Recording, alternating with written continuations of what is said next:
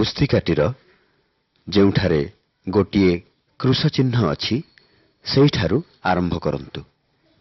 छवि देखंतु एवं छवि संबंधरे कैसेट्रु शुणंतु। कैसेट्रे जेउठारे जंत्र संगीत रहिछि सेहिठारे कैसेट बंद करंतु एवं परवर्ती चित्रटी को देखंतु।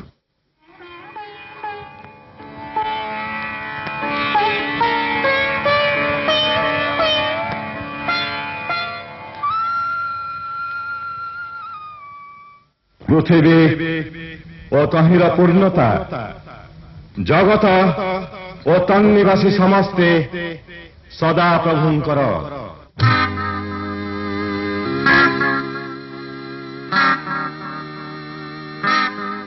এই পৃথিবী সৃষ্টি হেবা পূର୍ବରୁ ପାଣି ମାଟି ଆଲୁଅ ଅନ୍ଧାର ସବୁକିଛି ମିଶିକି ରହିଥିଲା। କୌଣସି ଜାଗାରେ ଶୁଖିଲା ମାଟି କି ପାଣି କି ଜୀବଜନ୍ତୁ କିଛି ନଥିଲା। କେବଳ ଜଣେ ସତ୍ୟ ଈଶ୍ୱର ସ୍ୱର୍ଗରେ ଥିଲେ।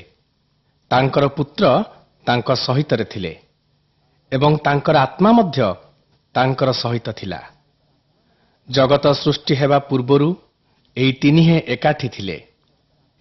ଏହି ଚିତ୍ରଟିର କୋଣରେ ଦେଖାଯାଉଥିବା ଆଲୋକଟି ଈଶ୍ୱରଙ୍କୁ ବୁଝାଏ। ଏହି ଆଲୋକଟି ଯେତେଥର ତୁମେ ଦେଖିବ ସେତେଥର ତୁମେ ଈଶ୍ୱର ତାଙ୍କର ପୁତ୍ର ତାଙ୍କର ଆତ୍ମାଙ୍କର ବିଷୟରେ ଚିନ୍ତା କରିବ। ଅବଶ୍ୟ ତାର ଅର୍ଥ ନୁହେଁ ଈଶ୍ୱର ସୂର୍ଯ୍ୟ କିଏ ବା ଚନ୍ଦ୍ର। ଈଶ୍ୱର ଆଦେଶ ଦେଲେ ଆଲୋକ ହଉ, ତହିଁରେ ଆଲୋକ ହେଲା। ଈଶ୍ୱର ଆଦେଶ ଦେଲେ ପାଣି ଓ ଶୁଖିଲା ଭୂମି ହେଉ ଏବଂ ସେମାନେ ତାଙ୍କର ବାଧ୍ୟ ହେଲେ। ସେ ହେଉଛନ୍ତି ପ୍ରକୃତ ସତ୍ୟ ଈଶ୍ୱର।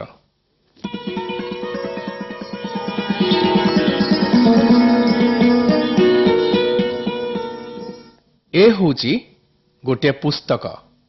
ଏହି ପୁସ୍ତକଟି ହେଉଛି ଈଶ୍ୱରଙ୍କର ବାକ୍ୟ ବାଇବଲ।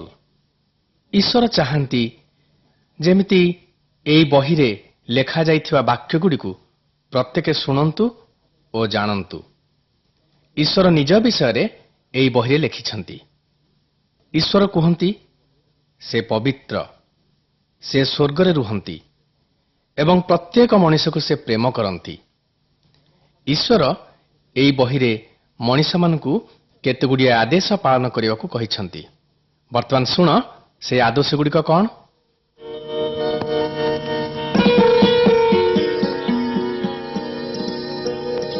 ଈଶ୍ୱର ଗଛ ଲତା ପଶୁ ପକ୍ଷୀ ସବୁ ସୃଷ୍ଟି କଲେ। ଈଶ୍ୱରଙ୍କର ସୃଷ୍ଟିରେ ସବୁକିଛି ଖୁବ୍ ସୁନ୍ଦର ଥିଲା। ତାପରେ ଈଶ୍ୱର ଗୋଟିଏ ମନୁଷ୍ୟକୁ ତିଆରି କଲେ। ତାର ନାମ ଦେଲେ ଆଦମ। ଆଦମ ଏକଲା ଥିବାରୁ ଈଶ୍ୱରଙ୍କୁ ମୋଟେ ଭଲ ଲାଗିଲା ନାହିଁ। ସେ ତା ପାଇଁ ଗୋଟିଏ ନାରୀ ସୃଷ୍ଟି କଲେ ଆଉ ତାର ନାମ ଦେଲେ ହବା। ହବା ହେଲେ ଆଦମଙ୍କର ସ୍ତ୍ରୀ। ଈଶ୍ୱର ଚାହୁଁଥିଲେ ସେମାନେ ଯେମିତି ତାଙ୍କର ବନ୍ଧୁ ହେବେ। ଈଶ୍ୱର ଆଦମ ଓ ହବାଙ୍କୁ ଖୁବ୍ ପ୍ରେମ କରୁଥିଲେ ଆଉ ସେମାନଙ୍କ ସହିତ କଥାବାର୍ତ୍ତା କରୁଥିଲେ। ଈଶ୍ୱର ଚାହୁଁଥିଲେ ସେମାନେ ସବୁଦିନ ଏମିତି ଆନନ୍ଦରେ ରୁହନ୍ତୁ। ଯେତେ ଜୀବନ୍ତ ପ୍ରାଣୀ ଈଶ୍ୱର ଏ ଜଗତରେ ସୃଷ୍ଟି କରିଛନ୍ତି ସେ ସମସ୍ତଙ୍କ ଉପରେ କର୍ତ୍ତୃତ୍ୱ କରିବା ପାଇଁ ଈଶ୍ୱର ଆଦମଙ୍କୁ ଅଧିକାର ଦେଲେ।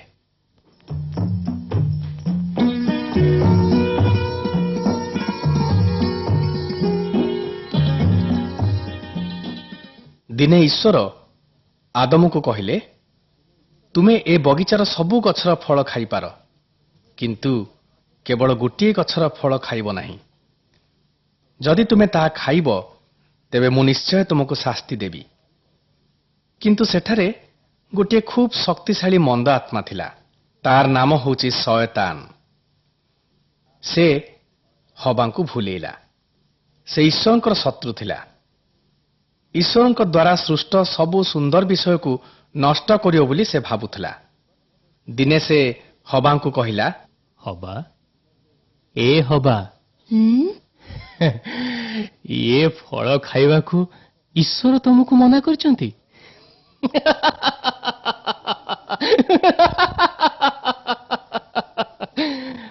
କାହିଁକି ଜାଣିଛ? ଏ ଫଳ ଖାଇଲେ ଈଶ୍ୱରଙ୍କ ପରି ତମର ଜ୍ଞାନ ଆଉ ବୁଦ୍ଧି ହବ ଆଉ ତମେ ଈଶ୍ୱରଙ୍କ ପରି ହେଇଯିବ, ବୁଝିଲ?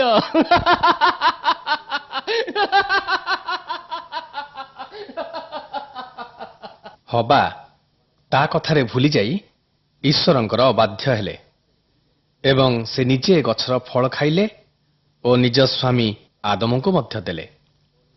ଏହି ପ୍ରକାରେ ସେମାନେ ଉଭୟ ଈଶ୍ୱରଙ୍କର ଅବାଧ୍ୟ ହେଲେ। ଈଶ୍ୱର ତଥାପି ସେମାନଙ୍କୁ ପ୍ରେମ କରୁଥିଲେ, କିନ୍ତୁ ସେମାନେ ଈଶ୍ୱରଙ୍କର ଅବାଧ୍ୟ ହୋଇଥିବାରୁ ଈଶ୍ୱରଙ୍କଠାରୁ ସବୁଦିନ ପାଇଁ ପୃଥକ ହେଲେ। ଈଶ୍ୱରଙ୍କ ମନରେ ସେଥିପାଇଁ ଖୁବ୍ ଦୁଃଖ ହେଲା। ଈଶ୍ୱର କହିଲେ, ସେମାନେ ଯେପରି ମୋ ନିକଟକୁ ଫେରିଆସିବେ, ଏଥିପାଇଁ ମୁଁ ଗୋଟିଏ ଉପାୟ କରିବି।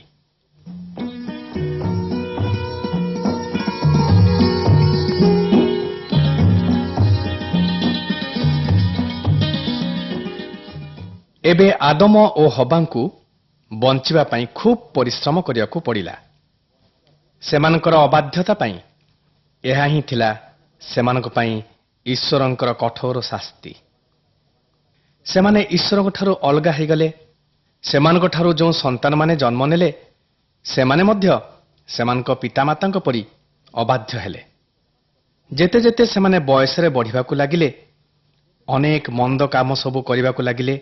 ନରହତ୍ୟା, ଚୋରି, ମିଛ, କଳିକଜିଆ ଏହିପରି ଲାଗି ରହିଲା। କଇନ ବୋଲି ତାଙ୍କର ଗୋଟିଏ ପୁଅ ତାର ନିଜ ଭାଇ ହେବଲକୁ ଖୁବ୍ ଘୃଣା କଲା ଏବଂ ଶେଷରେ ତାକୁ ସେ ଜୀବନରେ ମାରିଦେଲା। ଆଦମ ଓ ହବାଙ୍କ ଜୀବନରେ ଯେଉଁ ମନ୍ଦ ପ୍ରକୃତି ଥିଲା, ସେମାନଙ୍କ ପିଲାମାନେ ମଧ୍ୟ ସେହି ପ୍ରକାର ପ୍ରକୃତି ନେଇ ଜନ୍ମ ହେଲେ। ଏହି ପ୍ରକାର ଭାବରେ ସେମାନଙ୍କ ପରେ ଯେଉଁ ସନ୍ତାନମାନେ ଜାତ ହେଲେ, ସେମାନେ ସମସ୍ତେ ସେହି ପ୍ରକାର ମନ୍ଦ ସ୍ୱଭାବ ନେଇ ଜାତ ହେଲେ।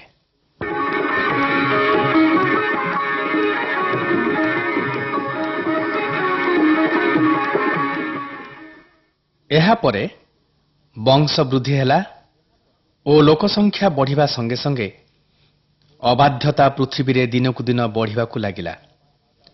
ଲୋକମାନେ ଈଶ୍ୱରଙ୍କର ଅବାଧ୍ୟ ହେଲେ। ଈଶ୍ୱର କହିଲେ, ମୁଁ ଏମାନଙ୍କୁ ଏଥର ଶାସ୍ତି ଦେବି ଏବଂ ସମ୍ପୂର୍ଣ୍ଣ ରୂପେ ବିନଷ୍ଟ କରିଦେବି।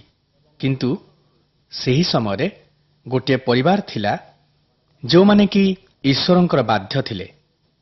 ସେହି ପରିବାରରେ ନୋହ ବୋଲି ଜଣେ ବୁଢ଼ା ଲୋକ ଥିଲେ। ସେ ଈଶ୍ୱରଙ୍କୁ ଖୁବ୍ ଭକ୍ତି କରୁଥିଲେ। ଦିନେ ଈଶ୍ୱର ନୋହଙ୍କୁ କହିଲେ, ମୁଁ ବହୁତ ବର୍ଷା ଓ ବନ୍ୟା ଦ୍ୱାରା ଲୋକମାନଙ୍କୁ ନଷ୍ଟ କରିବାକୁ ଯାଉଛି। ତୁମେ ଗୋଟିଏ କାମ କର, ଗୋଟିଏ ବଡ଼ ଜାହାଜ ବନାଅ। ନୋହଙ୍କ ପୁଅମାନେ ସେହି ଜାହାଜ ବନେଇବାରେ ତାଙ୍କୁ ସାହାଯ୍ୟ କଲେ।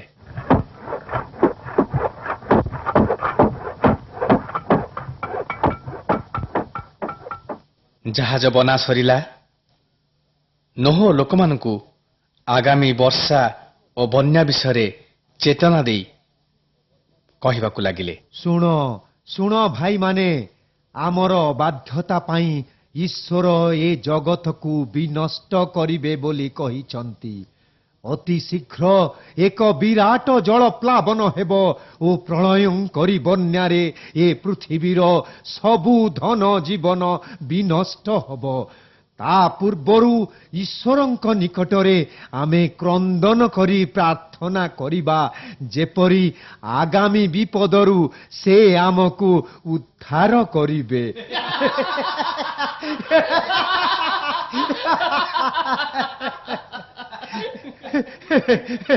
ଆରେ ଆରେ ଏ ପାଗଳାଟାକୁ ଦେଖ, କୁଆଡେ ପ୍ରଳୟଙ୍କରୀ ବନ୍ୟାରେ ଆମେ ସମସ୍ତେ ବିନଷ୍ଟ ହବୁ।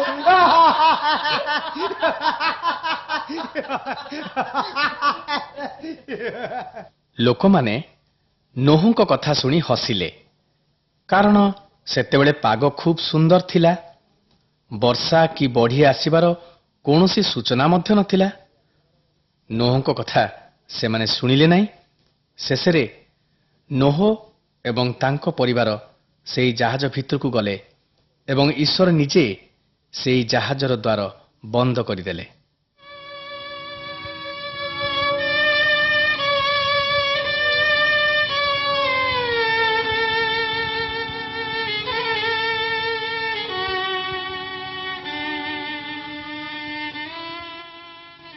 ବର୍ତ୍ତମାନ ଖୁବ୍ ଜୋରରେ ବର୍ଷା ହେଲା। ଦୀର୍ଘ 40 ଦିନ ପର୍ଯ୍ୟନ୍ତ ଦିନ ରାତି ବର୍ଷା ହେଲା।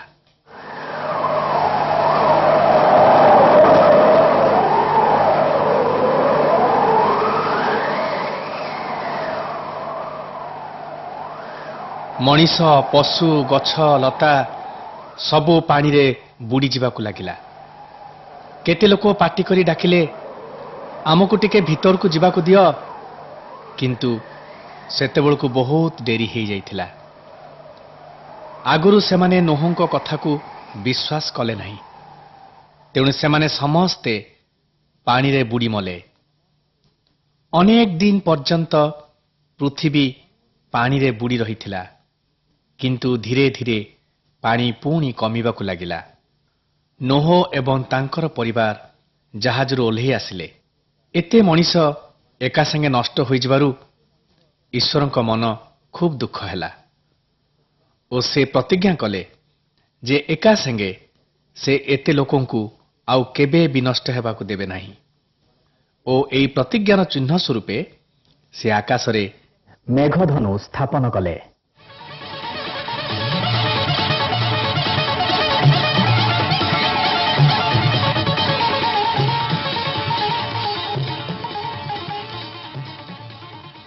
ଏହିପରି ଅନେକ ଦିନ ବିତିଗଲା। ଅନେକ ଲୋକ ଜନ୍ମ ହେଲେ। ସେମାନେ ପୃଥିବୀର ଚାରିଆଡ଼େ ବିଛେଇ ହୋଇ ରହିଲେ ଏବଂ ବିଭିନ୍ନ ଭାଷାରେ କଥାବାର୍ତ୍ତା କଲେ। ସେ ସମସ୍ତଙ୍କ ଭିତରେ ଅବ୍ରାହମ ବୋଲି ଜଣଙ୍କୁ ଈଶ୍ୱର ସବୁଠାରୁ ଉତ୍ତମ ଲୋକ ବୋଲି ଦେଖିଲେ। ତେଣୁ ସେ ଅବ୍ରାହମକୁ ଆଶୀର୍ବାଦ କରି କହିଲେ, ତୁମର ବଂଶ ଆକାଶର ତାରା ପରି ହେବ। ସେତେବେଳେ ଅବ୍ରାହମ ଓ ତାଙ୍କର ସ୍ତ୍ରୀ ସାରାଙ୍କର ବୟସ ଖୁବ୍ ଅଧିକ ହୋଇଯାଇଥିଲା। କିନ୍ତୁ ଗୋଟିଏ ହେଲେ ସନ୍ତାନ ସେମାନଙ୍କର ନଥିଲା। ତାଙ୍କର ସ୍ତ୍ରୀ ସାରାଙ୍କର ଧଳା ବାଳ ଦେଖି ତୁମେ ସ୍ପଷ୍ଟ ରୂପେ ବୁଝିପାରୁଥିବ ଯେ ତାଙ୍କର ସନ୍ତାନ ଜନ୍ମ କରିବାର ବୟସ ମଧ୍ୟ ନଥିଲା। ତେଣୁ ସେ ଈଶ୍ୱରଙ୍କ କଥାରେ ବିଶ୍ୱାସ ନ କରି ହସିଲେ। କିନ୍ତୁ ଅବ୍ରାହମ ଈଶ୍ୱରଙ୍କର କଥାରେ ବିଶ୍ୱାସ କଲେ। ତେଣୁ ସେମାନେ ବୁଢ଼ା ହୋଇଯାଇଥିଲେ ମଧ୍ୟ ସେମାନଙ୍କର ଗୋଟିଏ ପୁଅ ହେଲା ଏବଂ ସେମାନେ ତାର ନାମ ଦେଲେ ଇସାହାକ। ଅବ୍ରାହମଙ୍କର ଏହି ସନ୍ତାନ ଇସାହାକ ଜିହୁଦୀ ଜାତିର ଆଦିପିତା। ତାଙ୍କଠାରୁ ଜିହୁଦୀ ଜାତିର ସୃଷ୍ଟି ହୋଇଛି। ହାଗାର ବୋଲି ଅବ୍ରାହମଙ୍କର ଆଉ ଗୋଟିଏ ସ୍ତ୍ରୀ ଥିଲା ଓ ଏହି ସ୍ତ୍ରୀଠାରୁ ଇସ୍ମାଏଲ ବୋଲି ଅବ୍ରାହମଙ୍କର ଆଉ ଗୋଟିଏ ପୁତ୍ର ଥିଲା। କିନ୍ତୁ ଈଶ୍ୱର ପ୍ରତିଜ୍ଞା କରିଥିଲେ ଯେ ଏହି ଇସାହାକଙ୍କ ବଂଶରେ ତାଙ୍କର ନିଜର ପୁତ୍ର ଏ ପୃଥିବୀରେ ଜନ୍ମଗ୍ରହଣ କରିବେ ଏବଂ ତାଙ୍କର ନାମ ଯୀଶୁ ହେବ। ଅନେକ ଦିନ ପରେ ଈଶ୍ୱରଙ୍କର ସେହି ପ୍ରତିଜ୍ଞା ସଫଳ ହେଲା।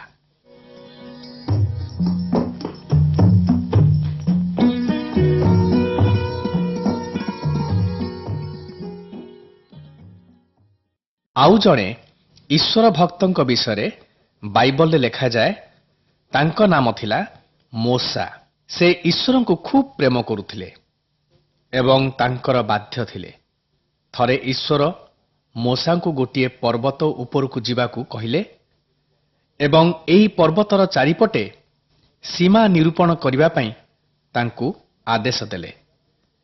ଈଶ୍ୱର କହିଲେ, ଲୋକମାନେ ଯେପରି ମୋ ନିକଟକୁ ଆସିପାରିବେ ନାହିଁ, ଏଥିପାଇଁ ତୁମେ ଉପଯୁକ୍ତ ବ୍ୟବସ୍ଥା କରିବ, କାରଣ ମୁଁ ପବିତ୍ର।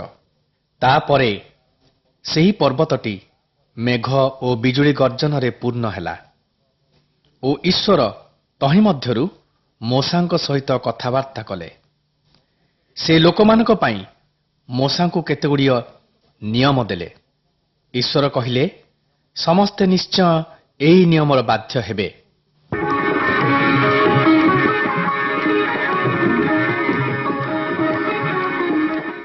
ଈଶ୍ୱର ଅନେକ ନିୟମ ଦେଇଥିଲେ।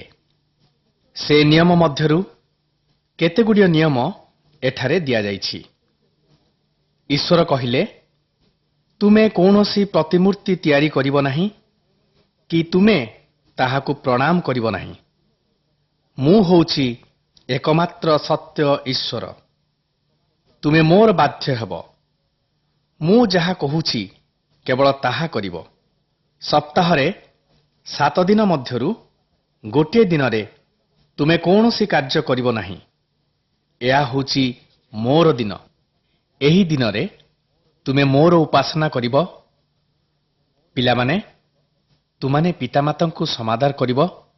ତୁମାନେ ହତ୍ୟା କରିବ ନାହିଁ, ବ୍ୟଭିଚାର କରିବ ନାହିଁ, ଚୋରି କରିବ ନାହିଁ, କି ଅନ୍ୟର ଜିନିଷକୁ ଲୋଭ କରିବ ନାହିଁ।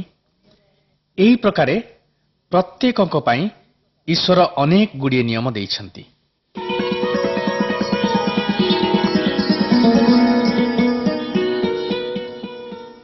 ଈଶ୍ୱରଙ୍କର ଆଜ୍ଞା ଲଙ୍ଘନ କରିବା ଓ ତାଙ୍କ ନିୟମର ଅବାଧ୍ୟ ହେବା ଅର୍ଥ ପାପ କରିବା। ଏହି ଜଗତରେ ସମସ୍ତେ ଈଶ୍ୱରଙ୍କର ଆଜ୍ଞା ଲଙ୍ଘନ କରିଛନ୍ତି। ଈଶ୍ୱର ହେଉଛନ୍ତି ସର୍ବଜ୍ଞାତା ପରମେଶ୍ୱର। ମନୁଷ୍ୟର ଭଲ ମନ୍ଦ ସବୁ କାମ ସେ ଜାଣନ୍ତି। ଈଶ୍ୱର ସବୁ ମନୁଷ୍ୟମାନଙ୍କୁ ପ୍ରେମ କରନ୍ତି। ତା ବୋଲି ମନୁଷ୍ୟମାନେ ପାପ କଲେ ଯେ ଈଶ୍ୱର ଆଖି ବନ୍ଦ କରିଦେବେ, ତାହା ଭାବିବା ନିତାନ୍ତ ଭୁଲ। ସେଥିପାଇଁ ଈଶ୍ୱର ପାପର ପ୍ରାୟଶ୍ଚିତ୍ତ କରିବା ପାଇଁ ଅନ୍ୟ ଏକ ନିୟମ ଦେଇ କହିଲେ, ଗୋଟିଏ ନିଖୁନ୍ତ ମେଣ୍ଢାଛୁଆ ନେଇ ତାକୁ ବଳି ଦିଅ। ମଣିଷର ବଦଳରେ ମେଣ୍ଢାଛୁଆଟି ମୃତ୍ୟୁ ଭୋଗ କରେ। ଏହାର ଅର୍ଥ ଥିଲା, ମଣିଷ ବଦଳା ମେଣ୍ଢାଛୁଆଟି ମଣିଷର ପାପ ନିମନ୍ତେ ଦଣ୍ଡ ଭୋଗ କରେ। ମଣିଷର ପାପର ପ୍ରାୟଶ୍ଚିତ୍ତ ପାଇଁ ମେଣ୍ଢାଛୁଆଟି ଦଣ୍ଡ ଭୋଗ କରୁଥିବାରୁ ଈଶ୍ୱର ମନୁଷ୍ୟକୁ ଆଉ ଶାସ୍ତି ଦିଅନ୍ତି ନାହିଁ। ଏହା ଥିଲା ଈଶ୍ୱରଙ୍କ ଦ୍ୱାରା ଦିଆଯାଇଥିବା ପ୍ରାୟଶ୍ଚିତ୍ତର ନିୟମ।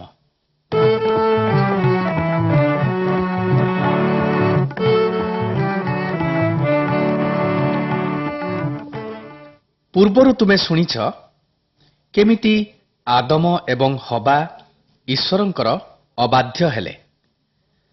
ତେଣୁ ଈଶ୍ୱର ସେମାନଙ୍କୁ ଏଦନ ବଗିଚାରୁ ବାହାର କରିଦେଲେ।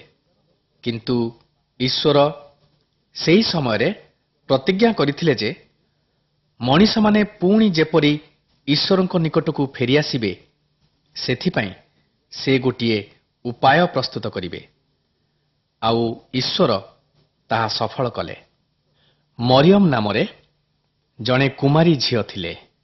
ଯୋସେଫ ନାମରେ ଜଣେ ଲୋକଙ୍କ ସହିତ ତାଙ୍କର ବିବାହ ନିର୍ବନ୍ଧ ହୋଇଥିଲା।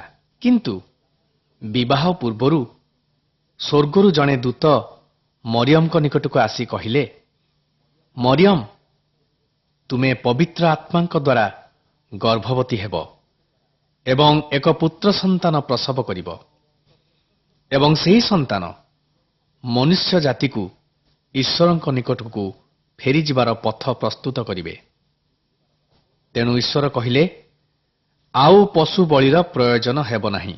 ମୋର ପୁତ୍ର ହିଁ ହେଉଛନ୍ତି ଉପଯୁକ୍ତ ବଳି। ଯଦି ମୋର ପୁତ୍ର ମଣିଷର ପାପ ପାଇଁ ନିଜକୁ ବଳି ଦେବେ, ତେବେ ମୁଁ ସନ୍ତୁଷ୍ଟ ହେବି।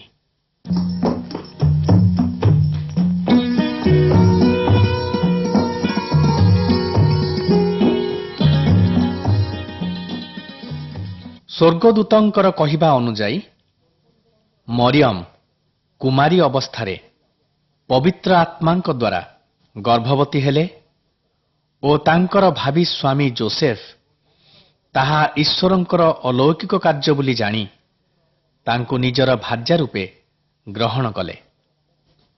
ସନ୍ତାନ ପ୍ରସବ କରିବା ସମୟ ପାଖେଇ ଆସୁଥାଏ।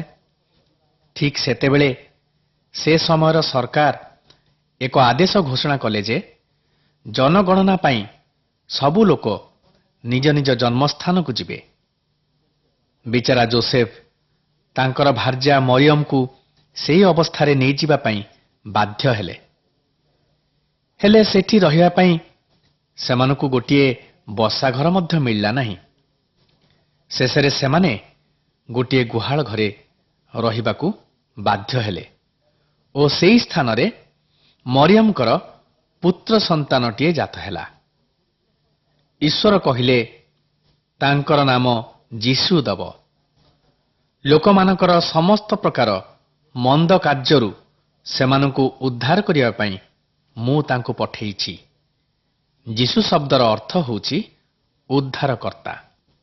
ଯେଉଁ ରାତିରେ ଶିଶୁଟି ଜନ୍ମ ନେଲେ, ସେହି ଅନ୍ଧାର ଶୀତ ରାତିରେ କେତେଜଣ ମେଷପାଳକ ବାହାରେ ମେଷମାନଙ୍କୁ ଜଗିଥିଲେ। ସେହି ସମୟରେ ହଠାତ୍ ସ୍ୱର୍ଗର ଦୂତମାନେ ସେମାନଙ୍କ ନିକଟକୁ ଯାଇ କହିଲେ, ଭୟ କର ନାହିଁ, ଆମେ ତୁମକୁ ଗୋଟିଏ ଆନନ୍ଦର ଖବର ଶୁଣାଉଛୁ। ନଗର ମଧ୍ୟକୁ ଯାଇ ଦେଖ, ସେହି ସ୍ଥାନରେ ଗୋଟିଏ ଶିଶୁକୁ ଗୁହାଳ କୁଣ୍ଡରେ ଶୋଇଥିବାର ଦେଖିବ। ସେ ଈଶ୍ୱରଙ୍କର ପୁତ୍ର, ଆଉ ସେ ସବୁ ମନୁଷ୍ୟମାନଙ୍କୁ ପାପରୁ ରକ୍ଷା କରିବେ।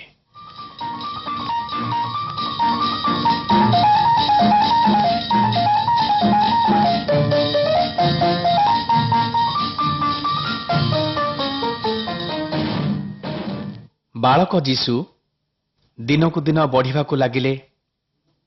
ତାଙ୍କର ଖୁବ୍ ଜ୍ଞାନ ଥିଲା। ସେ ସବୁ ଜାଣିଥିଲେ, କାରଣ ସେ ଈଶ୍ୱରଙ୍କର ପୁତ୍ର ଥିଲେ। ସେ ବାଳକ ଥିବା ସମୟରେ ବଡ଼ ବଡ଼ ପଣ୍ଡିତମାନଙ୍କ ସାଙ୍ଗେ ଯୁକ୍ତି କରୁଥିଲେ। ବୁଢ଼ା ଲୋକମାନେ ତାଙ୍କର ଜ୍ଞାନ ଦେଖି ଆଶ୍ଚର୍ଯ୍ୟ ହେଉଥିଲେ। ଆମେ ତୁମକୁ ଆଗରୁ କହିଛୁ ଯେ ଏ ପୃଥିବୀ ସୃଷ୍ଟି ହେବା ପୂର୍ବରୁ ପ୍ରଭୁ ଯୀଶୁଖ୍ରୀଷ୍ଟ ତାଙ୍କର ପିତା ଅର୍ଥାତ୍ ଈଶ୍ୱରଙ୍କର ସହିତ ଥିଲେ। ଯୀଶୁ ଯେତେବେଳେ ବୟସରେ ବଢ଼ିବାକୁ ଲାଗିଲେ, ସେ ଈଶ୍ୱରଙ୍କର ଗୌରବଜନକ କାର୍ଯ୍ୟ କରିବାକୁ ଲାଗିଲେ। ଈଶ୍ୱର କହିଲେ, ଏଇ ଆମ୍ଭର ପୁତ୍ର, ତୁମ୍ଭେମାନେ ତାହାଙ୍କ କଥା ଶୁଣ। ଈଶ୍ୱର କହିଲେ, ତୁମେ ଯଦି ଯୀଶୁଙ୍କ କଥାରେ ବିଶ୍ୱାସ କରିବ, ତେବେ ତୁମ୍ଭେମାନେ ମୋର ବାଧ୍ୟ ହେବ।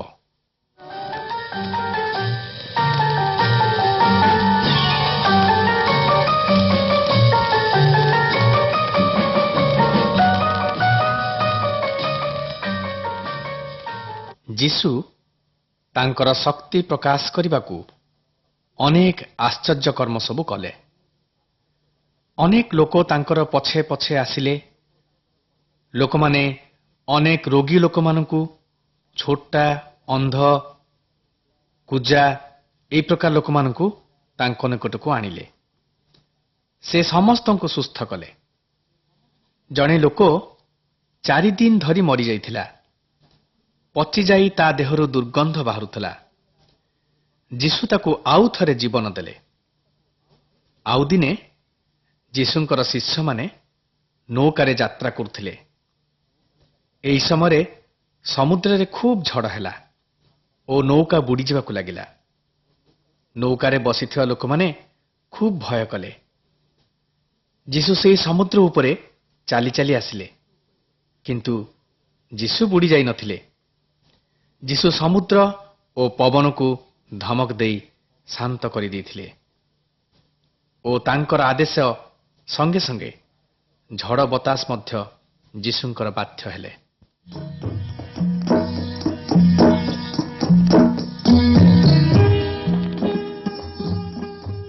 ଯୀଶୁଙ୍କର ଆଶ୍ଚର୍ଯ୍ୟ କର୍ମ ଦେଖି ହଜାର ହଜାର ଲୋକ ଯୀଶୁଙ୍କ ପଛେ ପଛେ ଗଲେ। ସେମାନେ ଚାହୁଁଥିଲେ ଯୀଶୁ ଯେପରି ସେମାନଙ୍କର ରାଜା ହୁଅନ୍ତୁ।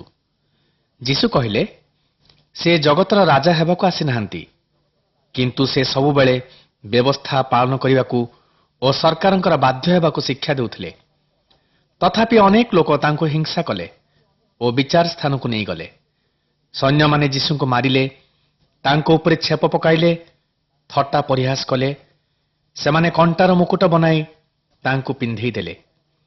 ଯୀଶୁ ସେମାନଙ୍କର ପ୍ରତିବାଦ କଲେ ନାହିଁ, କାରଣ ଜଗତର ପାପ ପାଇଁ ତାଙ୍କୁ ଶାସ୍ତି ଭୋଗ କରିବାକୁ ପଡ଼ିବ ବୋଲି ସେ ଜଗତକୁ ଆସିଥିଲେ।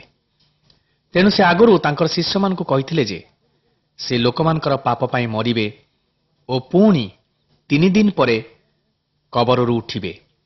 କିନ୍ତୁ ତାଙ୍କର ଶିଷ୍ୟମାନେ ତାହା ବିଶ୍ୱାସ କରିନଥିଲେ। ତେଣୁ ଯେତେବେଳେ ସୈନ୍ୟମାନେ ତାଙ୍କୁ ଚାବୁକରେ ମାରିଲେ, ଶିଷ୍ୟମାନେ ତାଙ୍କୁ ଛାଡ଼ି ଚାଲି ଯାଇଥିଲେ।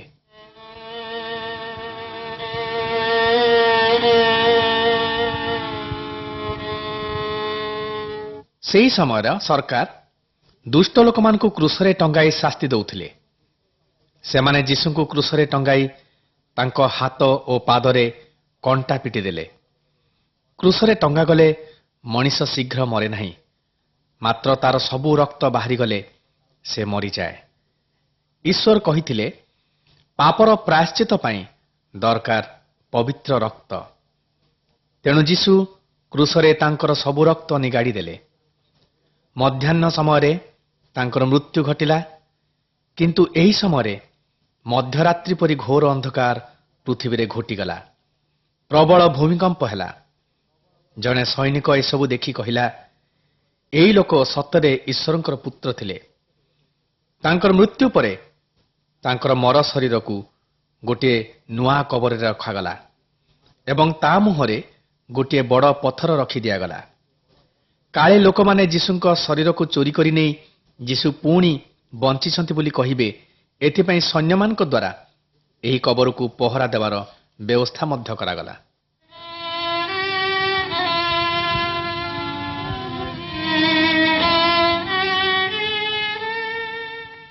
ଯୀଶୁଙ୍କ ମୃତ୍ୟୁର 3 ଦିନ ପରେ ତାଙ୍କର ସଙ୍ଗୀମାନେ ତାଙ୍କର ମର ଶରୀରକୁ ରଖାଯାଇଥିବା ସେହି ଗୁମ୍ଫା ନିକଟକୁ ଆସିଲେ।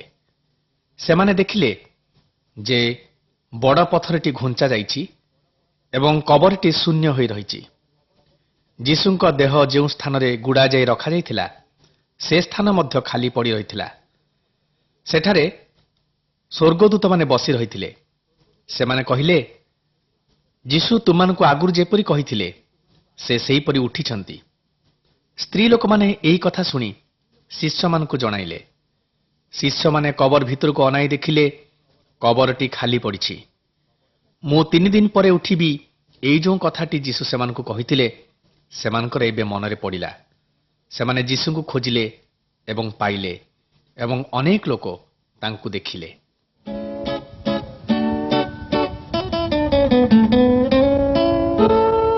ଥୋମା ଯୀଶୁଙ୍କର ଜଣେ ବନ୍ଧୁ ଥିଲେ। ସେ କବର ନିକଟକୁ ଆସିନଥିଲେ। ତେଣୁ ଯୀଶୁ ଯେ ଉଠିଛନ୍ତି ଏହା ସେ ବିଶ୍ୱାସ କରିନଥିଲେ।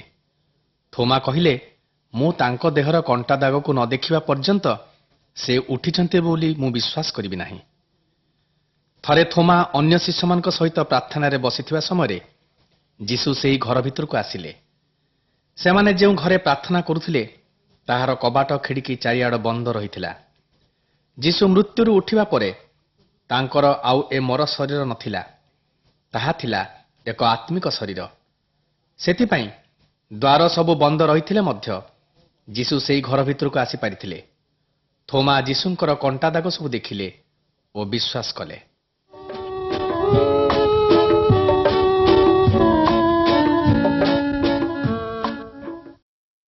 ପୁନରୁତ୍ଥାନ ପରେ ଯୀଶୁ ପ୍ରାୟ 40 ଦିନ ଜଗତରେ ରହିଲେ। ଅନେକ ଲୋକ ତାଙ୍କୁ ଦେଖିଲେ ଏବଂ ତାଙ୍କ ସହିତ କଥାବାର୍ତ୍ତା କଲେ। ଥରେ 500 ଲୋକ ତାଙ୍କୁ ଦେଖିଥିଲେ। ପରେ ଯୀଶୁ ସେମାନଙ୍କୁ କହିଲେ, ମୁଁ ମୋର ପିତାଙ୍କ ନିକଟକୁ ଯାଉଅଛି। ସେଠାକୁ ଗଲେ ମୋର ବନ୍ଧୁମାନଙ୍କ ପାଇଁ ସ୍ଥାନ ପ୍ରସ୍ତୁତ କରିବି। ପୁଣି ଯୀଶୁ କହିଲେ, ମୁଁ ତୁମ୍ଭମାନଙ୍କୁ ଅନାଥ କରି ଛାଡ଼ିଯିବି ନାହିଁ। ତୁମମାନଙ୍କ ନିକଟକୁ ଜଣେ ସାହାଯ୍ୟକାରୀ ଆତ୍ମାଙ୍କୁ ପଠାଇବି। ସେହି କଥା ଅନୁଯାୟୀ ଯୀଶୁ ବର୍ତ୍ତମାନ ସ୍ୱର୍ଗରେ ତାଙ୍କ ପିତାଙ୍କ ସହିତ ଅଛନ୍ତି ଏବଂ ତାଙ୍କ ସାହାଯ୍ୟକାରୀ ଆତ୍ମା ଯେଉଁମାନେ ଈଶ୍ୱରଙ୍କର ବାଧ୍ୟ ହୁଅନ୍ତି ଓ ଈଶ୍ୱରଙ୍କୁ ପ୍ରେମ କରନ୍ତି, ସେମାନଙ୍କୁ ସାହାଯ୍ୟ କରୁଛନ୍ତି। ଯୀଶୁ ଜଗତ ଛାଡ଼ିବା ପୂର୍ବରୁ ଶିଷ୍ୟମାନଙ୍କୁ ଆଜ୍ଞା ଦେଇ କହିଥିଲେ ଯେ, ମୋର ଏହି ସତ୍ୟ ସୁସମାଚାର ପୃଥିବୀର ଚାରିଆଡ଼େ ପ୍ରଚାର କର। ଏହି ଆଦେଶ ଦେଇ ସେ ସମସ୍ତଙ୍କର ଆଗରେ ସ୍ୱର୍ଗକୁ ପ୍ରତ୍ୟାବର୍ତ୍ତନ କଲେ। ଶିଷ୍ୟମାନେ ଠିଆ ହୋଇ ତାହା ଦେଖୁଥିଲେ। ଏହି ସମୟରେ ସ୍ୱର୍ଗରୁ 2 ଜଣ ଦୂତ ଆସି କହିଲେ, ଯୀଶୁଙ୍କୁ ଯେପରି ସ୍ୱର୍ଗକୁ ଯିବାକୁ ଦେଖୁଛ, ସେ ପୁଣି ଆଉ ଥରେ ପୃଥିବୀକି ସେହି ଭାବରେ ଫେରି ଆସିବେ।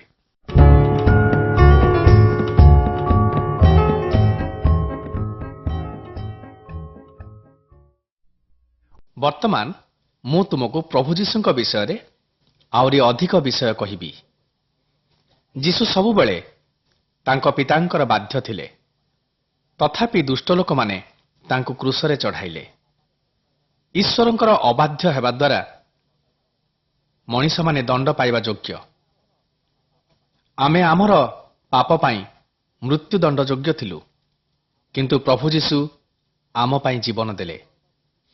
ଆମେ ଯେଉଁ ଦଣ୍ଡ ଭୋଗିଥାନ୍ତୁ, ପ୍ରଭୁ ଯୀଶୁ ଆମର ସେ ଦଣ୍ଡ ନିଜ ଉପରକୁ ନେଲେ। ମଣିଷର ପାପ ପାଇଁ ଆଉ କୌଣସି ବଳିର ପ୍ରୟୋଜନ ନାହିଁ, କାରଣ ଯୀଶୁ ନିଜେ ନିଜକୁ ବଳି ଦେଇସାରିଛନ୍ତି। ଅନ୍ୟ କୌଣସି ବଳି ମନୁଷ୍ୟର ପାପର ପ୍ରାୟଶ୍ଚିତ କରିପାରେ ନାହିଁ। ଯୀଶୁଙ୍କ ରକ୍ତ ଆଜି ଆମକୁ ଈଶ୍ୱରଙ୍କ ନିକଟକୁ ଯିବାର ବାଟ ଖୋଲି ଦେଇଛି। ଯୀଶୁଙ୍କ ରକ୍ତ କ'ଣ ଆପଣଙ୍କ ଜୀବନର ସବୁ ମନ୍ଦ ବିଷୟ ଓ ପାପକୁ ଧୋଇ ଦେଇଛି କି? ଈଶ୍ୱରଙ୍କ ବାକ୍ୟ କୁହେ, କୌଣସି ମନ୍ଦ ବିଷୟ ଈଶ୍ୱରଙ୍କର ପବିତ୍ର ରାଜ୍ୟରେ ପ୍ରବେଶ କରିବ ନାହିଁ।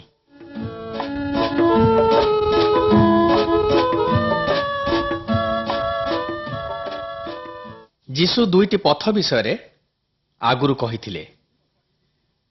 ଏହି ଦୁଇଟି ପଥ ଭିତରୁ ଗୋଟିଏ ଖୁବ୍ ଚଉଡ଼ା।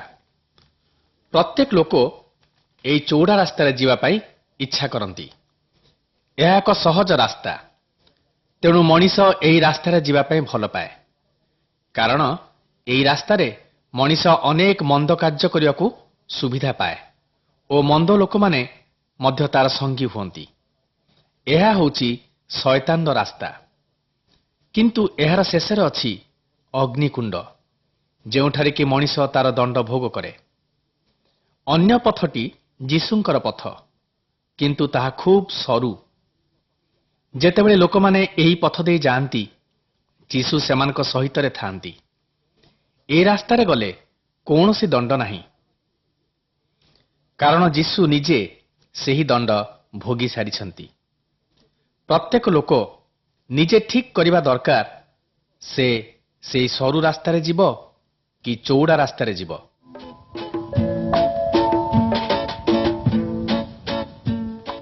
ଯୀଶୁଙ୍କର ପରେ ଈଶ୍ୱରଙ୍କ ନିକଟକୁ ଯିବାର ଏକ ନୂଆ ପଥ ଖୋଲିଗଲା। ଯୀଶୁ ମଣିଷର ପାପ ପାଇଁ ଜୀବନ ଦେଲେ ଓ ସେ ଦିନଠୁ ବଳିଦାନ ପ୍ରଥା ମଧ୍ୟ ଉଠିଗଲା। ଯୀଶୁ ଚାହାନ୍ତି ଆମେ ସମସ୍ତେ ଯେପରି ତାଙ୍କର ପରିବାରଭୁକ୍ତ ହେଉ। ଈଶ୍ୱର କଳା ଗୋରା, ଧନୀ ଗରିବ, ଦୁଷ୍ଟ ମନ୍ଦ ସବୁ ଲୋକମାନଙ୍କୁ ପ୍ରେମ କରନ୍ତି। ଈଶ୍ୱର ଚାହାନ୍ତି ପୁରୁଷ ଓ ସ୍ତ୍ରୀ, ପିଲାପିଲି ଯେପରି ସମସ୍ତେ ତାଙ୍କର ସେହି ପରିବାର ଭିତରକୁ ଆସିବେ। ତୁମେ କ'ଣ ଈଶ୍ୱରଙ୍କ ପରିବାର ଭିତରକୁ ଆସିବାକୁ ଇଚ୍ଛା କର? ଯଦି ତୁମେ ତାଙ୍କୁ ପ୍ରାର୍ଥନା କରିବ, ତେବେ ତୁମେ ନିଶ୍ଚୟ ତାଙ୍କର ପରିବାରଭୁକ୍ତ ହେବ। ପ୍ରାର୍ଥନା କରି ଏପରି କୁହ, ହେ ଯୀଶୁ, ମୁଁ ଜାଣେ ମୁଁ ଜଣେ ପାପୀ ଲୋକ। ମୋର ସବୁ ମନ୍ଦ କାମ ପାଇଁ ମୁଁ ମୃତ୍ୟୁ ପାଇବା ଯୋଗ୍ୟ, କିନ୍ତୁ ଏବେ ମୁଁ ଚାହୁଁଛି ତୁମର ଆତ୍ମାଙ୍କୁ ମୋର ଜୀବନ ଭିତରକୁ ପଠାଅ ଏବଂ ମୋତେ ତୁମର ପରିବାରଭୁକ୍ତ କର।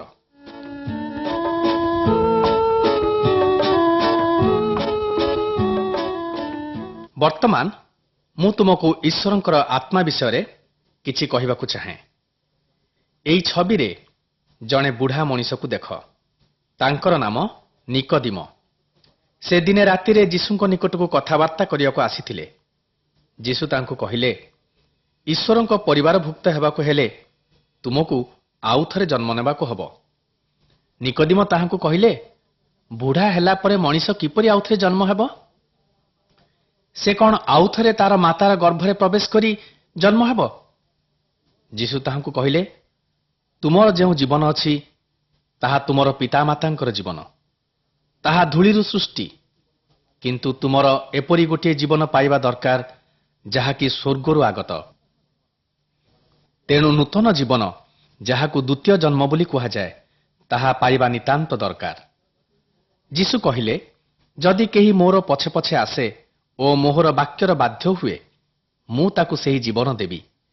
ସେହି ଜୀବନ ହେଉଛି ଈଶ୍ୱରଙ୍କର ଜୀବନ ବା ନୂଆ ଜୀବନ। ଏହି ଜୀବନ କେବେ ସରେ ନାହିଁ।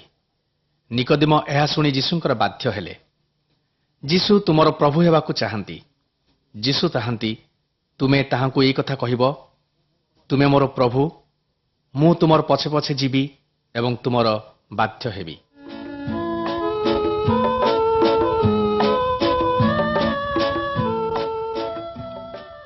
ଛବିରେ ଯେଉଁ ଲୋକମାନଙ୍କୁ ଦେଖୁଛ, ସେମାନେ ଯୀଶୁଙ୍କର ବନ୍ଧୁ। ଯୀଶୁ ସ୍ୱର୍ଗକୁ ଯାଇଛନ୍ତି, କିନ୍ତୁ ସେ ତାଙ୍କର ବନ୍ଧୁମାନଙ୍କୁ କହିଯାଇଥିଲେ ଯେ ମୁଁ ମୋର ଆତ୍ମାଙ୍କୁ ପଠେଇବି। ତହିଁରେ ଏକ ପବିତ୍ର ଜୀବନ କାଟିବାରେ ସେ ତୁମ୍ଭମାନଙ୍କୁ ସାହାଯ୍ୟ କରିବେ। ଚିତ୍ରରେ ଦେଖାଯାଉଛି କିପରି ଏହି ଲୋକମାନେ ଗୋଟିଏ ବଡ଼ ଶବ୍ଦ ଶୁଣିଲେ ଓ ସ୍ୱର୍ଗରୁ ଅଗ୍ନି ସ୍ୱରୂପେ ପବିତ୍ର ଆତ୍ମା ଆସି ସେମାନଙ୍କ ଜୀବନକୁ ପୂର୍ଣ୍ଣ କଲା। ସେମାନେ ଈଶ୍ୱରଙ୍କର ପଛେ ପଛେ ଚାଲିବା ପାଇଁ ସେହି ଦିନଠାରୁ ଶକ୍ତିପ୍ରାପ୍ତ ହେଲେ। ଯେଉଁମାନେ ଯୀଶୁଙ୍କର ବାଧ୍ୟ ହୁଅନ୍ତି ଏବଂ ତାଙ୍କର ପଛେ ପଛେ ଚାଲନ୍ତି, ତାଙ୍କର ଆତ୍ମା ଠିକ୍ ସେହିପରି ସେମାନଙ୍କୁ ସାହାଯ୍ୟ କରିବେ।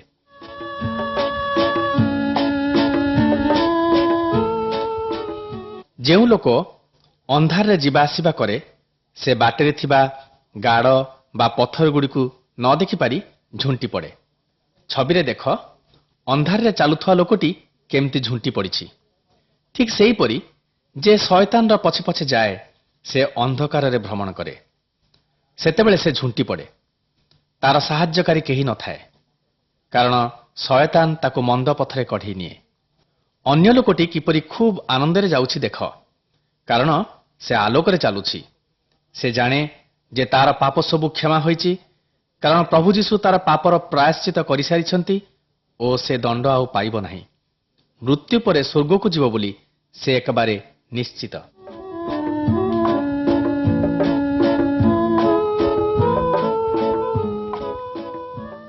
ଈଶ୍ୱରଙ୍କର ବାକ୍ୟରେ କୁହାଯାଏ ଯେ ଖ୍ରୀଷ୍ଟଙ୍କର ଅନୁଗମନ କରେ, ସେ ତାର ପୁରୁଣା ମନ୍ଦ ବିଷୟ ସବୁ ଛାଡ଼େ। ଦେବଦେବଙ୍କୁ ଯେଉଁ ପ୍ରସାଦ ଦିଆଯାଏ, ସେ ତାହା ଖାଏ ନାହିଁ, କି ନାରୀମାନଙ୍କ ପ୍ରତି କୌଣସି ଖରାପ ବ୍ୟବହାର କରେ ନାହିଁ।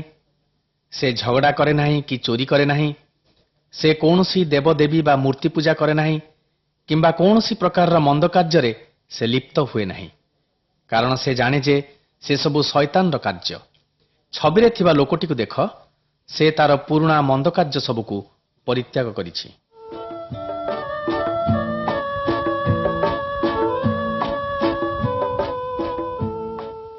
ଯୀଶୁଖ୍ରୀଷ୍ଟଙ୍କର ଅନୁଗମନ କରୁଥିବା ପରିବାର ଗୋଟିଏ ସୁଖୀ ପରିବାର। ଈଶ୍ୱର କୁହନ୍ତି, ସ୍ୱାମୀ ନିଶ୍ଚୟ ସ୍ତ୍ରୀକୁ ପ୍ରେମ କରିବ ଏବଂ ସ୍ତ୍ରୀ ତା ସ୍ୱାମୀକୁ ନିଶ୍ଚୟ ପ୍ରେମ କରିବ। ଖ୍ରୀଷ୍ଟିଆନ ସ୍ୱାମୀ ତାର ସ୍ତ୍ରୀକୁ ନିଶ୍ଚୟ ସାହାଯ୍ୟ କରିବ, କାରଣ ପୁରୁଷ ଅପେକ୍ଷା ସ୍ତ୍ରୀ ଦୁର୍ବଳ। ଯଦି ସ୍ତ୍ରୀ ଗର୍ଭବତୀ ଥାଏ, ତେବେ ସ୍ୱାମୀ ତାକୁ ଆହୁରି ଅଧିକ ସାହାଯ୍ୟ କରିବା ଉଚିତ। ଖ୍ରୀଷ୍ଟିଆନ ସ୍ତ୍ରୀ ମଧ୍ୟ ସ୍ୱାମୀର ବାଧ୍ୟ ହେବ ଏବଂ ତାର କଥାର ପ୍ରତିବାଦ କରିବ ନାହିଁ। ଯେ କେହି ଖ୍ରୀଷ୍ଟଙ୍କର ଅନୁଗମନ କରେ, ତାର ଜୀବନ ଠିକ୍ ଏହି ପ୍ରକାର ହେବା ଉଚିତ। ସେ ତାର ପିଲାମାନଙ୍କ ବିଷୟ ଚିନ୍ତା କରିବା ଦରକାର। ସେ ଯୀଶୁଙ୍କ ପରି ହେବା ଉଚିତ ଏବଂ ତାର ପରିବାର ପ୍ରତି ଦୟାଶୀଳ ହେବା ଉଚିତ। ଖ୍ରୀଷ୍ଟିଆନର ଗୃହରେ ଖ୍ରୀଷ୍ଟ ହେଉଛନ୍ତି ଗୃହକର୍ତ୍ତା। ଯେଉଁ ଲୋକମାନେ ତାକୁ ଦେଖିବେ, ସେମାନେ ଯେପରି ଜାଣିପାରିବେ ଯେ ଏ ଜଣେ ସମ୍ପୂର୍ଣ୍ଣ ଭିନ୍ନ ବ୍ୟକ୍ତି।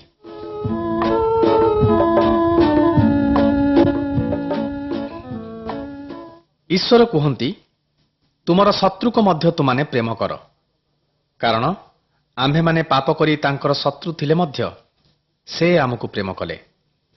ଚିତ୍ରରେ ଯେଉଁ ଦୁଇ ଜଣଙ୍କୁ ତୁମେ ଦେଖୁଛ, ସେମାନେ ଆଗରୁ ପରସ୍ପରର ଶତ୍ରୁ ଥିଲେ, କିନ୍ତୁ ବର୍ତ୍ତମାନ ସେମାନେ ଆଉ ପୂର୍ବପରି କଜିଆ କରୁନାହାନ୍ତି, କାରଣ ସେମାନେ ପରସ୍ପରକୁ ପ୍ରେମ କରୁଛନ୍ତି। ତା ପାଖ ଛବିଟିରେ ଦେଖ, ଜଣେ ଲୋକଟି ଅନ୍ୟ ଜଣେ ଅପରିଚିତ ବ୍ୟକ୍ତିକୁ ସାହାଯ୍ୟ କରୁଛନ୍ତି। ଯେ ଖ୍ରୀଷ୍ଟଙ୍କୁ ଅନୁଗମନ କରେ, ସେ ନିଶ୍ଚୟ ସମସ୍ତଙ୍କୁ ପ୍ରେମ କରିବ ଏବଂ ସମସ୍ତଙ୍କୁ ଦୟା କରିବ। ଆମ୍ଭମାନଙ୍କର ଜୀବନ ଦେଖି ଯେପରି ଅନ୍ୟ ଲୋକମାନେ ଜାଣିପାରିବେ ଯେ ଆମ୍ଭେମାନେ ଈଶ୍ୱରଙ୍କ ପଥରେ ଚାଲିଛୁ।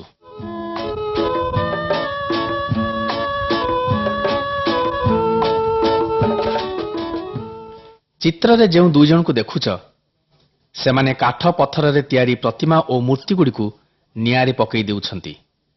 ସେମାନଙ୍କର ପୁରୁଣା ସ୍ୱଭାବ ମରିଯାଇଛି। ସେମାନେ ଜାଣନ୍ତି ଯୀଶୁଙ୍କର ଶକ୍ତି ସବୁଠାରୁ ବେଶୀ, ତେଣୁ ସେମାନେ ମାଟିରେ ତିଆରି ମୂର୍ତ୍ତିଗୁଡ଼ିକୁ ନିଆଁରେ ପୋଡ଼ି ପକାଉଛନ୍ତି। ଯୀଶୁ କହିଲେ, ତୁମେମାନେ ଦୁଇ ପ୍ରଭୁର ଦାସ ହୋଇପାରିବ ନାହିଁ। ତୁମମାନେ ଶୈତାନକୁ ବିଶ୍ୱାସ କର ନାହିଁ, ରୋଗ ହେଲେ ଗୁଣି କର ନାହିଁ, କି ଭୂତ ପ୍ରେତକୁ ବିଶ୍ୱାସ କର ନାହିଁ। ଯେତେବେଳେ ତୁମକୁ ଭୟ ଲାଗେ ବା ତୁମାନେ ରୋଗରେ ପଡ଼, ସେତେବେଳେ ମୋ ନାମରେ ପ୍ରାର୍ଥନା କର। ଯୀଶୁଙ୍କ ନାମରେ ଖୁବ୍ ଶକ୍ତି ଅଛି।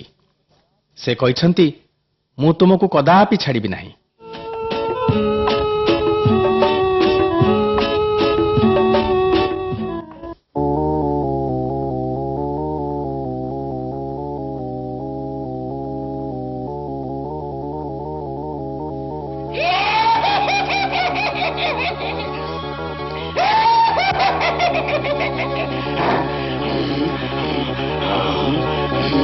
কে আমার অঞ্চল কষলা?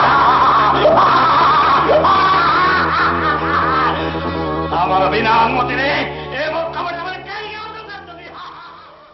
ଛବିରେ ଯେଉଁ ଲୋକକୁ ଦେଖୁଛ ତାଙ୍କୁ ଭୂତ ଲାଗିଥିଲା। ଅନେକ ସମୟରେ ଲୋକେ ତାଙ୍କୁ ବାନ୍ଧିବାକୁ ଚେଷ୍ଟା କରୁଥିଲେ, ମାତ୍ର ସେ ସବୁ ଦୌଡ଼ି ଛିଣ୍ଡେଇ ଦେଉଥିଲେ। ଯୀଶୁ ଖୁବ୍ ଶକ୍ତିଶାଳୀ ଥିଲେ। ସେହି ଲୋକକୁ ଯେତେବେଳେ ଯୀଶୁ ଦେଖିଲେ, ସେ ଭୂତଗୁଡ଼ିକୁ ତା ଭିତରୁ ବାହାରି ଯିବା ପାଇଁ ଆଜ୍ଞା ଦେଲେ। ସେ ଭୂତମାନେ ତାଙ୍କର ଆଦେଶରେ ବାହାରିଗଲେ। ଶୟତାନ ଏବଂ ମନ୍ଦ ଶକ୍ତି ତାଙ୍କର ବଶୀଭୂତ। ସେମାନେ ତାଙ୍କର ଆଦେଶ ମାନନ୍ତି। ସେହି ଲୋକଟି ଘରକୁ ଫେରିଗଲା ଏବଂ ତାର ପରିବାର ସହିତ ମିଶିଲା। ଯେତେବେଳେ ଜଣେ ଶୟତାନ ପଥରୁ ଫେରି ପ୍ରଭୁଙ୍କ ବାଟକୁ ଆସେ, ସେ ଖ୍ରୀଷ୍ଟିଆନ ହୁଏ ବା ଯୀଶୁଙ୍କର ପରିବାରଭୁକ୍ତ ହୁଏ। ଶୟତାନ ତାକୁ ସେହି ପୁରୁଣା ବାଟରେ ଯିବାକୁ ପ୍ରଲୋଭନ ଦେଖାଏ। ସେତେବେଳେ ସେହି ଲୋକ କହିଦେବା ଉଚିତ ଯେ ଶୟତାନ ମୋ ନିକଟରୁ ଦୂର ହୁଅ, ଶୟତାନ ନିଶ୍ଚୟ ପଳେଇଯିବ। ଯେତେବେଳେ ଯୀଶୁ ଆମକୁ ରକ୍ଷା କରନ୍ତି, ସେତେବେଳେ ଶୟତାନ ଆମର କିଛି କରିପାରିବ ନାହିଁ। ଅନ୍ଧାରକୁ ବା କୌଣସି ଭୂତ ପ୍ରେତକୁ ଆଦୌ ଭୟ କର ନାହିଁ, କାରଣ ଶୟତାନର ଶକ୍ତିଠାରୁ ଯୀଶୁଙ୍କର ଶକ୍ତି ଅନେକ ଅଧିକ।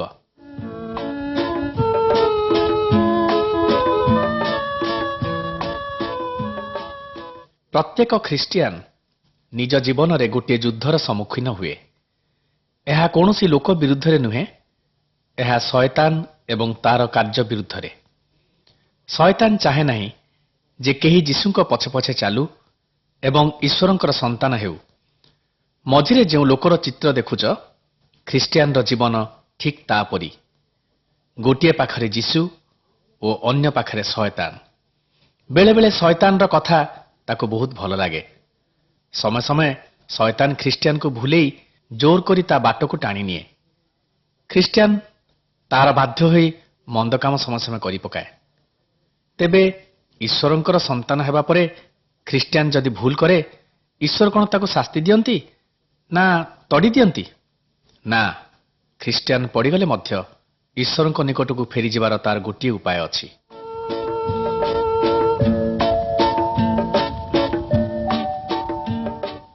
ଚିତ୍ରରେ ଯେଉଁ ପୁଅର ଛବି ଦେଖୁଛ, ସେ ଦିନେ ତାର ବାପାଙ୍କ ପାଖରୁ ଦୂରକୁ ଚାଲିଯାଇଥିଲା।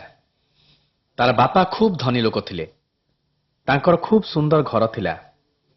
ସେହି ପୁଅ ଦିନେ ଅବାଧ୍ୟ ହୋଇ ଦୂରକୁ ଚାଲିଗଲା ଏବଂ ବାପା ଦେଇଥିବା ସମସ୍ତ ଟଙ୍କା ଖର୍ଚ୍ଚ କରି ପକାଇଲା। ଯେତେବେଳେ ତା ପାଖରେ ଟଙ୍କା ଥିଲା, ସେତେବେଳେ ତାର ବହୁତ ସାଙ୍ଗ ଥିଲେ। ଟଙ୍କା ସରିଗଲା ପରେ ତାର ସାଙ୍ଗମାନେ ତାକୁ ଛାଡ଼ି ଚାଲିଗଲେ। ତାର ଖାଇବାକୁ ଓ ପିନ୍ଧିବାକୁ ମଧ୍ୟ ନଥିଲା। ଦିନେ ସେ ମନେ ମନେ କହିଲା, ଆରେ ମୁଁ କେଡ଼େ ମୂର୍ଖ! ମୋର ବାପାଙ୍କ ଘରେ କେତେ ଚାକରମାନଙ୍କର ଖାଇବାର ବଳି ପଡ଼ୁଛି, ଆଉ ମୁଁ ଏଠି ଭୋକରେ ଅଛି। ମୁଁ ମୋର ବାପାଙ୍କ ନିକଟକୁ ଫେରିଯିବି। ମୁଁ ଯାଇ ତାଙ୍କୁ କ୍ଷମା ମାଗିବି। ବାପା ଯେତେବେଳେ ଦେଖିଲେ ପୁଅ ଫେରି ଆସିଛି, ସେ ଖୁବ୍ ଖୁସି ହେଲେ ଏବଂ ତାକୁ କ୍ଷମା ଦେଲେ। ସେହିପରି ଖ୍ରୀଷ୍ଟିଆନ ଯେତେବେଳେ ଈଶ୍ୱରଙ୍କ ନିକଟକୁ ପୁଣି ଫେରିଆସେ, ଈଶ୍ୱର ତାର ପାପ ସବୁ ଆଉଥରେ କ୍ଷମା କରିଦିଅନ୍ତି।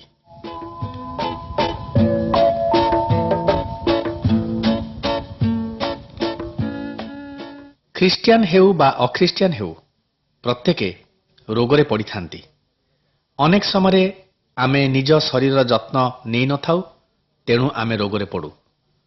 ଅନେକ ଜଣ ଭଲ ଖାଇବାକୁ ପାଆନ୍ତି ନାହିଁ, ତେଣୁ ରୋଗରେ ପଡ଼ିଥାନ୍ତି।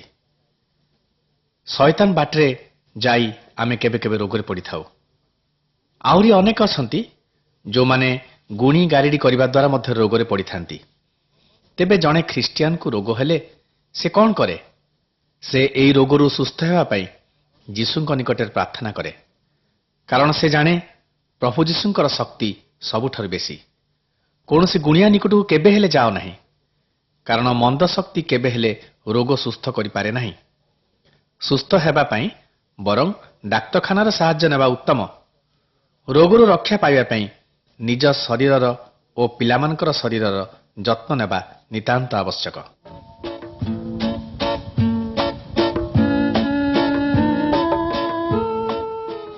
ଦିନେ ନା ଦିନେ ତୁମେ ନିଶ୍ଚୟ ମରିବ।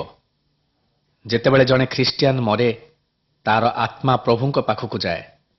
ଖ୍ରୀଷ୍ଟଙ୍କ ପରିବାରଭୁକ୍ତ ସମସ୍ତେ ଦିନେ ସ୍ୱର୍ଗରେ ଏକାଠି ହେବେ ଓ ପରସ୍ପରକୁ ଦେଖିବେ। ତେଣୁ ଖ୍ରୀଷ୍ଟିଆନ ଅନ୍ୟମାନଙ୍କ ପରି ନିରାଶ ହୁଏ ନାହିଁ। ଯେ ଯୀଶୁଙ୍କ ପଛରେ ଚାଲେ ନାହିଁ, ଯୀଶୁଙ୍କର ବାଧ୍ୟ ହୁଏ ନାହିଁ, ସେ ଅଗ୍ନିମୟ ନରକକୁ ଯାଏ। ଯେଉଁମାନେ ଖ୍ରୀଷ୍ଟିଆନ ନୁହନ୍ତି ସେମାନେ ଜାଣିପାରନ୍ତି ନାହିଁ ମୃତ୍ୟୁ ପରେ ମଣିଷର ଆତ୍ମା କେଉଁଠାକୁ ଯାଏ। ତେଣୁ ପ୍ରତ୍ୟେକ ମଣିଷ ସବୁବେଳେ ସତର୍କ ଜୀବନ ଯାପନ କରିବା ଉଚିତ, ଯେପରି ସେ ସ୍ୱର୍ଗକୁ ଯାଇପାରିବ।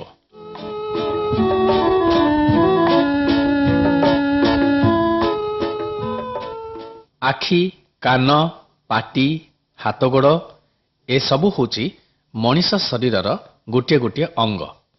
ପ୍ରତ୍ୟେକ ଅଙ୍ଗ ବିଭିନ୍ନ କାର୍ଯ୍ୟ କରେ। କିଏ ବେଶୀ କାମ କରେ ତ କିଏ କମ୍ କାମ କରେ। କିନ୍ତୁ ଏସବୁ ଅଙ୍ଗଗୁଡ଼ିକ ଗୋଟିଏ ଶରୀରର ଅଟେ। ଯଦି ଗୋଟିଏ ଅଙ୍ଗ ଅସୁସ୍ଥ ହୁଏ ତେବେ ପୂରା ଶରୀରଟି ମଧ୍ୟ କଷ୍ଟ ପାଏ। ଯେଉଁମାନେ ଈଶ୍ୱରଙ୍କୁ ପ୍ରେମ କରନ୍ତି ସେମାନେ ସମସ୍ତେ ଗୋଟିଏ ଶରୀରର ଅଙ୍ଗ ପରି। ଯଦି ଜଣେ ଖ୍ରୀଷ୍ଟିଆନ ରୋଗରେ ପଡ଼େ, ଅଭାବରେ ପଡ଼େ ବା କଷ୍ଟ ପାଏ ତେବେ ଅନ୍ୟମାନେ ତାକୁ ସାହାଯ୍ୟ କରିବା ଉଚିତ।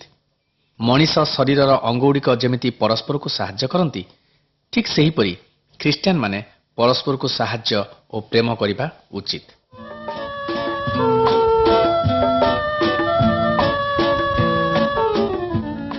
ଗୋଟିଏ ସପ୍ତାହରେ 7ଟି ଦିନ। ଈଶ୍ୱର କୁହନ୍ତି, ଏଥିମଧ୍ୟରୁ ଗୋଟିଏ ଦିନ ମୋ ପାଇଁ ଦିଅ।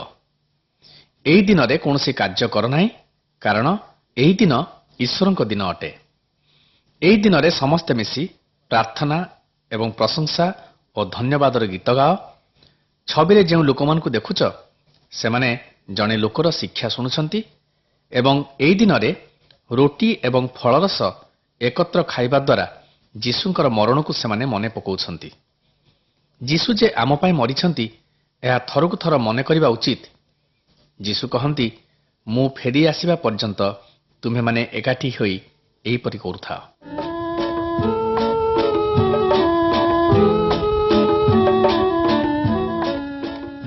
ପ୍ରଭୁ ଯୀଶୁ କହିଛନ୍ତି ସେ ଶୀଘ୍ର ଆଉଥରେ ଆସୁଛନ୍ତି, କିନ୍ତୁ କେହି ଜାଣିନାହାନ୍ତି ଯୀଶୁ କେବେ ଆସିବେ।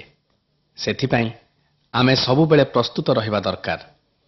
ଯୀଶୁ କହିଲେ, ହଠାତ୍ 2 ଜଣ ଲୋକ ରାନ୍ଧୁଥିବେ, ସେ ସମୟରେ ଜଣକୁ ନିଆଯିବ, ଅନ୍ୟ ଜଣକୁ ଛାଡ଼ି ଦିଆଯିବ। 2 ଜଣ ବିଛଣାରେ ଶୋଇଥିବେ, ଜଣକୁ ନିଆଯିବ, ଅନ୍ୟ ଜଣକୁ ଛାଡ଼ି ଦିଆଯିବ। 2 ଜଣ ବଗିଚାରେ କାମ କରୁଥିବେ, ଜଣକୁ ନିଆଯିବ ଏବଂ ଅନ୍ୟ ଜଣକୁ ଛାଡ଼ି ଦିଆଯିବ। ଯେଉଁମାନେ ଯୀଶୁଙ୍କୁ ପ୍ରେମ କରନ୍ତି ସେମାନେ ସମସ୍ତେ ତାଙ୍କୁ ଭେଟିବା ପାଇଁ ଯିବେ। ଯୀଶୁ ପୂର୍ବରୁ ପ୍ରସ୍ତୁତ କରିଥିବା ଉତ୍ତମ ଜାଗାକୁ ସେମାନଙ୍କୁ ନେଇଯିବେ। ସେହି ସମୟରେ ଯେଉଁ ଖ୍ରୀଷ୍ଟିଆନମାନେ ଏ ଶରୀରରେ ମରିଯାଇଛନ୍ତି ସେମାନେ ସବୁ ନିଜ ନିଜ ସମାଧିରୁ ଜୀବନ ପାଇ ଆଉଥରେ ଉଠିବେ। ସବୁ ପୁରୁଷ, ସ୍ତ୍ରୀ, ପିଲା, ପିଲି, ବୁଢ଼ା, ବୁଢ଼ୀ ଯେତେଜଣ ଯୀଶୁଙ୍କର ଅନୁଗମନ କରନ୍ତି ସମସ୍ତେ ତାଙ୍କୁ ଭେଟିବେ ଓ ପ୍ରଭୁ ଯୀଶୁ ସେମାନଙ୍କୁ ନିଜ ପାଖକୁ ନେଇଯିବେ।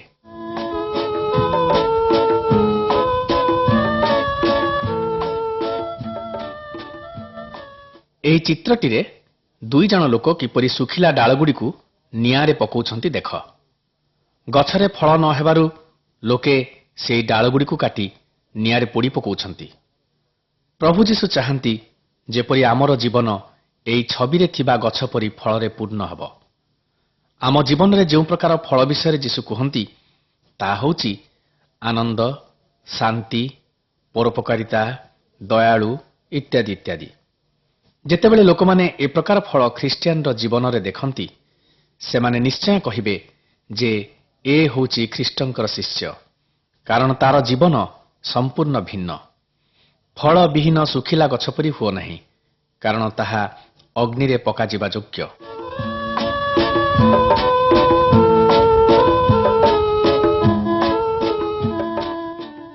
ଯୀଶୁ ତାଙ୍କର ଶିଷ୍ୟମାନଙ୍କୁ କହିଲେ, ସାରା ପୃଥିବୀକୁ ଯାଇ ମୋର ସତ୍ୟ ସୁସମାଚାର ପ୍ରଚାର କର। ମୋ ନାମରେ ମହାନ ଶକ୍ତି ଅଛି। ମୋ ନାମରେ ତୁମାନେ ଭୂତ ମଧ୍ୟ ଛଡ଼େଇବାକୁ ପାରିବ। ମୋ ନାମରେ ତୁମାନେ ରୋଗୀ ମଧ୍ୟ ସୁସ୍ଥ କରିପାରିବ। ଏହି ଛବିରେ ଥିବା ମନୁଷ୍ୟକୁ ଦେଖ। ସେ ଅନ୍ୟମାନଙ୍କୁ ଯୀଶୁଙ୍କର କଥା କହୁଛି। ଯୀଶୁ କୁହନ୍ତି ତାଙ୍କର ଶିଷ୍ୟମାନେ ତାଙ୍କର କଥା ସମସ୍ତଙ୍କୁ କହିବା ଉଚିତ। ଯେତେବେଳେ ମଣିଷ ତାହା କରିବ ତାଙ୍କର ନିଜର ଆତ୍ମା ତାକୁ ସାହାଯ୍ୟ କରିବେ, କାରଣ ସେ ପ୍ରତିଜ୍ଞା କରିଛନ୍ତି ଯେ, ଦେଖ ମୁଁ ସବୁବେଳେ ତୁମ ସଙ୍ଗେ ସଙ୍ଗେ ରହିବି। ଏହା ଆମ ସମସ୍ତଙ୍କ ପାଇଁ ଏକ ବଡ଼ ଆଶ୍ୱାସନାର ବାଣୀ। ସେ ପ୍ରତ୍ୟେକ ଖ୍ରୀଷ୍ଟିଆନ ସହିତ ସଦାବେଳେ ଥାଆନ୍ତି।